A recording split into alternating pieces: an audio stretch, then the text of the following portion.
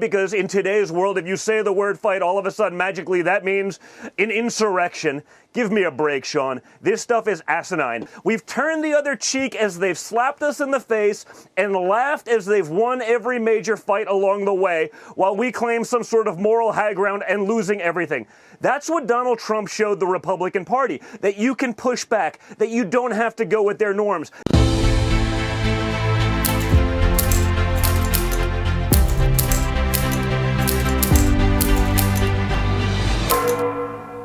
Here with reaction, Donald Trump Jr. All right, a lot to digest. 4 major arguments in my mind. 1, it's unconstitutional. 2, the snap impeachment was made before we found out that the whole thing had been pre-planned in advance. 3, the insurrectionist language of the left, which I kind of think is a big deal, and we can get to more. Your thoughts?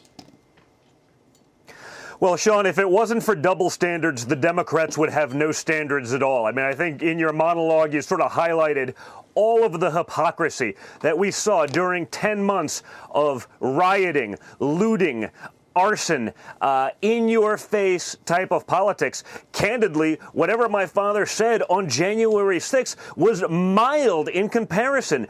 It doesn't matter, right? Today, you heard the impeachment managers. Breitbart did a great article on it. They have a real hard time with the words that my father used when he said, "We got to fight like hell for America."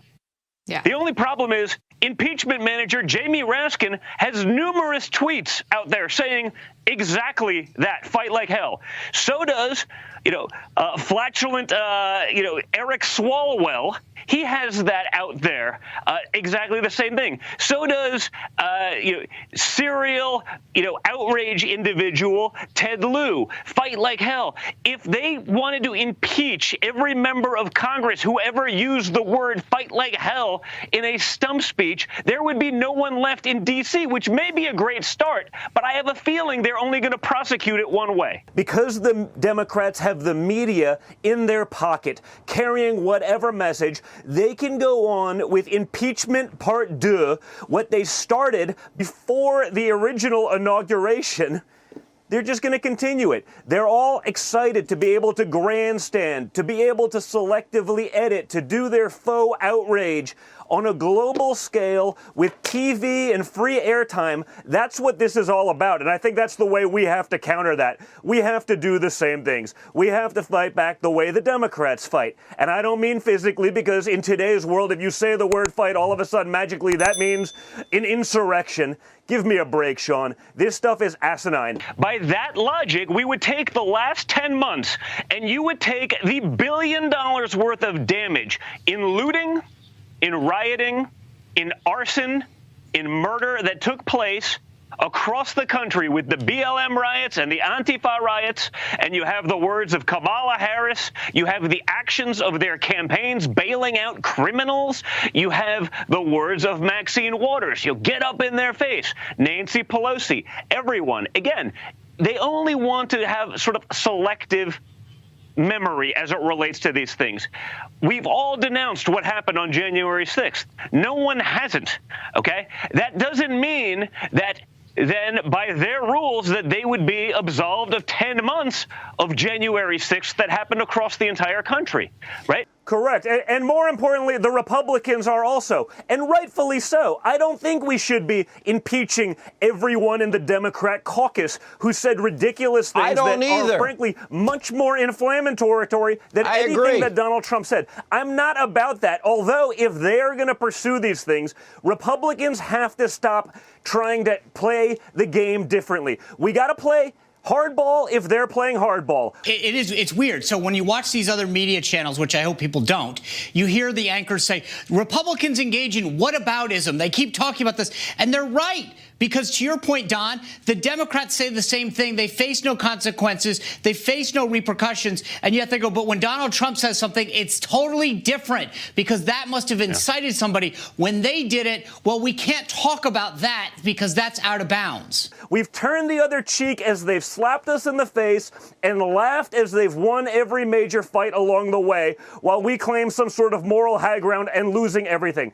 That's what Donald Trump showed the Republican Party, that you can push back, that you don't have to go with their norms, that you don't have to listen to the media when they're just flagrantly putting out nonsense. You can actually push back, and I hope that the Republican Party does that. Last week, there was that article where someone jokingly put up a tweet that was like verbatim. It was like Andrew Cuomo or Maxine Waters verbatim, but they said it came from a Republican. Now, all of a sudden, there was outrage. But when it was the Democrats saying it weeks before, it wasn't. Once they found out, it was actually a verbatim quote of the other side. They just wanted to see if it was going to be a proportional reaction. Of course, we understood what the answer was going to be. All of a sudden, it wasn't an issue anymore. And as much as I despise the notion of it, we have to be playing the same game. So we got to come out aggressively. We got to pursue those kind of ideas if they're going to do it. It's the same with cancel culture. Notice that only goes one way. I'm not for cancel culture, but if they're going to use it against us, against half of the country on a daily basis, and use it to get rid of people, to suppress them, to bully them, when they go after some of these people that don't have any platform, they try to attack them, as CNN has done with random people who post something on Facebook. That kind of bullying has to stop, and we have to push back accordingly. This is not about impeaching Donald Trump. It's about preventing him from running ever again. That it is about. Because they want to make sure that no one will ever challenge their elitism and their supremacy in U.S. government. This is half of the country that they're talking about, trying to cancel, trying to suppress. And guess what? This is the kind of treatment and behavior that created the rise of Donald Trump. And I think we're going to see that pushback in midterms. Because as always, the Democrats are overplaying their hand. They don't get it because they live in their little echo chambers. And I understand the irony of the son of a billionaire from Manhattan having a better pulse of the American people than the people chosen by those people to represent them in Congress. But the Congress is clueless. The Democrats in Congress have no idea what's going on because they have their lackeys in the media telling them they're right about all of their nonsensical attacks.